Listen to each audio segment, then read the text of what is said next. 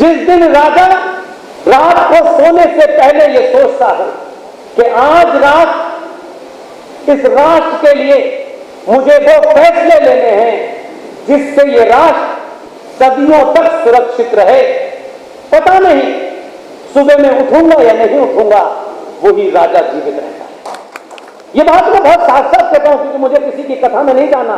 मुझे मालूम है 4-4 करोड़ मांगने वाले कथावाचक कथा करते हैं, 4 करोड़ रुपए लेके चले जाते हैं और अपनी ही सनातनी बहनों को झूठी बातें बताते हैं। हिम्मत नहीं है किसी की बोलने की, क्योंकि उन चाटुकारों से किसी को मंदिर का चंदा मिल जाता है तो मुंह बंद हो जाता है। हम उसकी बात नहीं करना चाहते। इसलिए मुझे बताइए, पालघर में 2 साधुओं की हत्या हुई, क्या किया हमने? ये मरे हुए समाज की निशानी है। हमने सारा ठेका सरकार को दे दिया है। सरकार हमें जीएसटी में छूट दे, इनकम टैक्स में छूट दे, दूध में यूरिया मिलाने की छूट दे, मसाले में मट्टी मिलाने की छूट दे, दाल में कंकड़ मिलाने की छूट दे और हम राष्ट्रवादी भी रहेंगे। हम खुद कुछ नहीं करेंगे। दुनिया में जितने भी जिंदा समाज हैं, जितने भी राष्ट्र हैं जहां राष्ट्र की कल्पना है, मैं आज भी मानता हूं और यही यकीन है मेरा कि कर्नल आर.एस. सिंह साहब, सुशील पंडित और इन लोगों के कहने से 7-8 साल पहले जब इन लोगों ने कुछ बातें मेरे सामने रखी तो मुझे लगा कि नौकरी तो एक लंबे समय तक हर कोई करता है, मैं भी कर रहा हूं। कोई 10 कमरों के मकान में रहता है, कोई 2 कमरों के मकान में रहता है।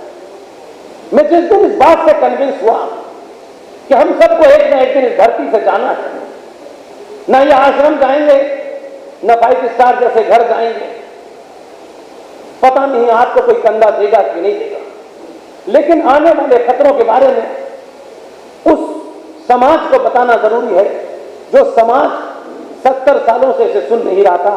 तब हमने ये फैसला किया और आज गली गली, मोहल्ले मोहल्ले, रात का 1 बजा हो, सुबह के 10 बजे हो, कभी हमने ये नहीं पूछा कि भाई हमने खाना नहीं खाया है, हम 5 स्टार होटल में नहीं ठहरे हुए, आज हमारे पास ये नहीं है, आज हमारे पास वो नहीं है, और कोशिश करते हैं और खुशी होती है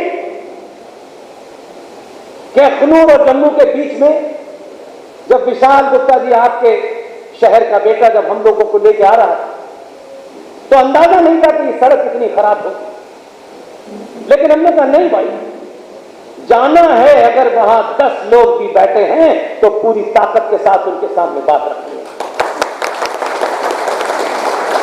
इसलिए भीड़ देख करके नेताजी की बोली बदलती है, हमारी नहीं बदलने वाली। जिस दिन भारतीय सनातनी समाज ये तय कर लेगा कि सरकार से मैं नहीं हूं, सरकार से समाज नहीं है, समाज से सरकार है, आप जानते हैं। इसलिए आप तो भाग्यशाली हैं, मैं तो उनका नाम कई बार लेता हूं, लेकिन उनका मैंने सुना है कि यहां भगवान परशुराम का मंदिर भी है। उनसे ही प्रेरणा ले लेते यार। उनके पास सिवाय फरसे के मैंने कुछ नहीं देखा, तो परशुराम फरसे से घास काटने के लिए रखा था क्या? उनको भी पता था कि आताताई और अधर्मियों का नाश करना ही आपका धर्म है। इसलिए जो लोग ये समझते हैं ये ब्राह्मण है, ये ठाकुर है, ये बनिया है, ये दलित, ये जिन लोगों ने भी ये पाखंड फैलाया है वो सनातन के भी गद्दार हैं और भारत राष्ट्र के भी गद्दार हैं। क्योंकि मैं मानता हूं कि जो रूबल पटालिया साहब हैं, जिनकी बुलंद आवाज में आप लोगों ने ये मॉडरेशन देखा, ये भी हमारे इस सफर की एक खोज है। ये उत्तराखंड में हल्द्वानी से यहां आए, ये भी विशाल की तरह हमको मिले, कई बार मिले।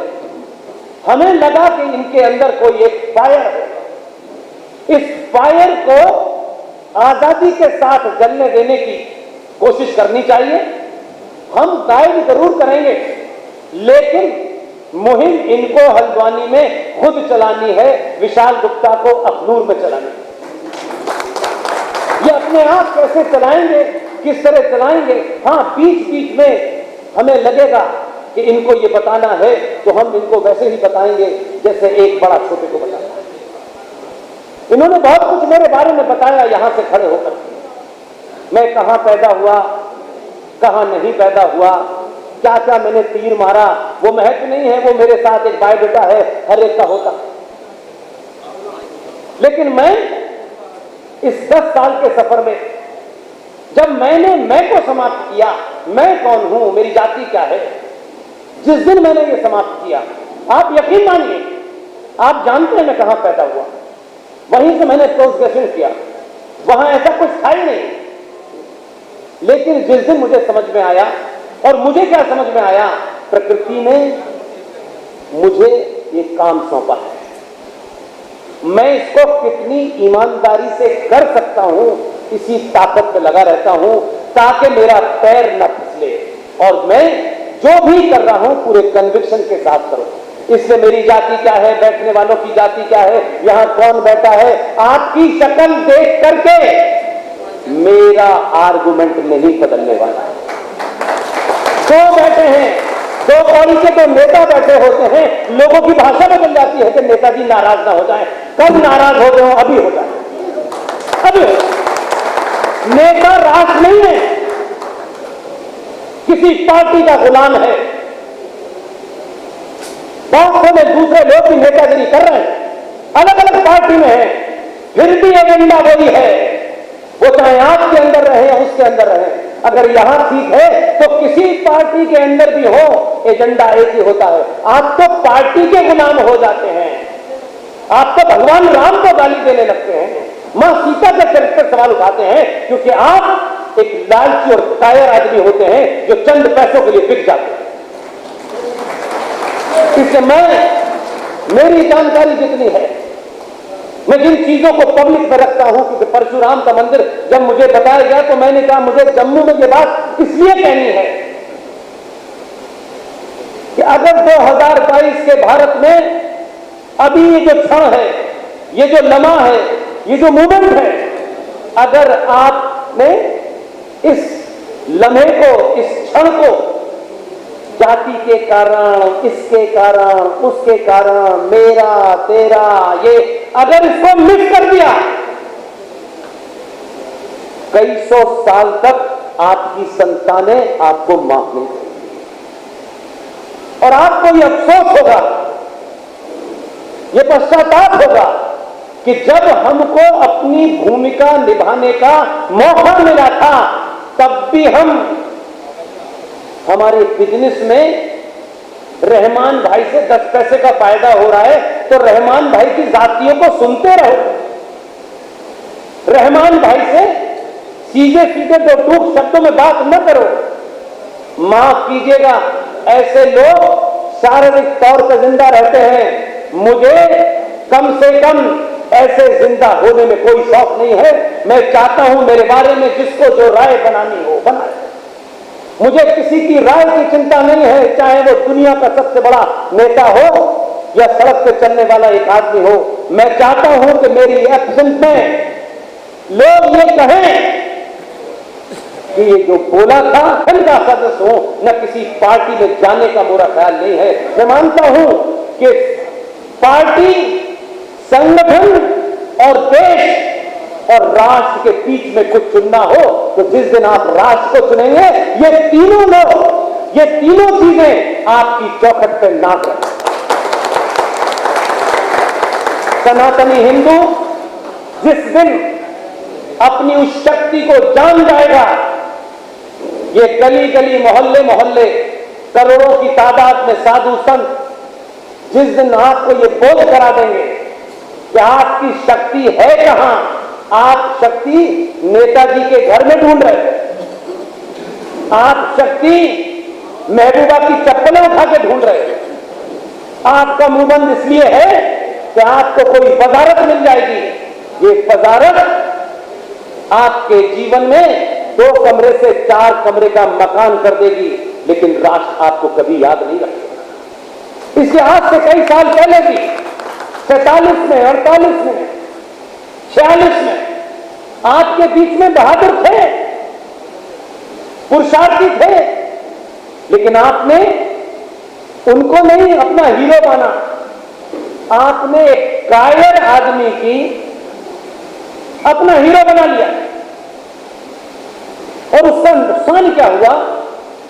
क्योंकि आपको जब आवाज उठानी थी, जब चिल्लाना था, तब आपने कहा हमें क्या करना है। वो चले गए, अब ये आ गए, कोई आ जाए, हमारी जिंदगी में क्या फर्क पड़ने वाला है। आपने उस वक्त नहीं सवाल उठाया, और 70 सालों तक इस देश में कायर आपके हीरो रहे। इसलिए इस समाज में जब भी कोई बहादुर पैदा होता है, ये कायरों की भीड़ उस बहादुर को कमजोर करके बिठा देती है, क्योंकि उन्हें लगता है कि ये तो बहादुर है और हमें बहादुर बनना पड़ा तो हमारे कितनों से रिश्ते खराब हो जाएंगे, कुछ बिजनेस में नुकसान हो जाएगा, कुछ हमारे बच्चे को नुकसान हो जाएगा। राष्ट्रों के जीवन में और मनुष्य के जीवन में भी एक समय होता है। मनुष्य 50 साल, 60 साल, 70 साल जीता है। ऐसा नहीं कि मनुष्य कभी मरेगा, ऐसे ही राष्ट्रों का भी जीवन होता है। आपका पराभव होता है, फिर आपका गिरना शुरू होता है। लेकिन जिंदा कौमें हमेशा इस बात की चिंता करती हैं कि हमको जो आज ताकत मिली है वो इतनी सी हो, इतनी बड़ी हो। जिस दिन राजा रात को सोने से पहले ये सोचता है कि आज रात इस राष्ट्र के लिए मुझे वो फैसले लेने हैं जिससे ये राष्ट्र सदियों तक सुरक्षित रहे। पता नहीं सुबह में उठूंगा या नहीं उठूंगा, वही राजा जीवित रहे।